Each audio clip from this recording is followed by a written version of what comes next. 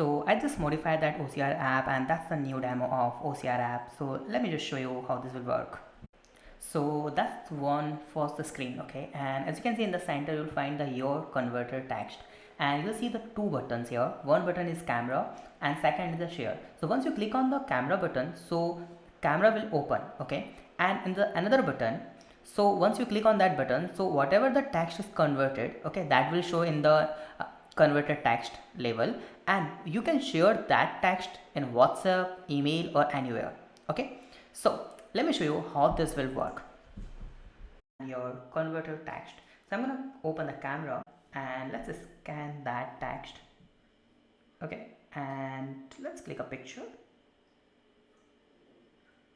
and let's click on the right and let's see. Oh, amazing, right? That's really amazing. Now you can share that code. Click on share and you just need to use the Gmail. And as you see here, that one is also converted. 66 is the code actually. So they just converted it that. So that's it. Now that's our code. Amazing. Now you can share that text with anyone. Okay. So that's the overall app.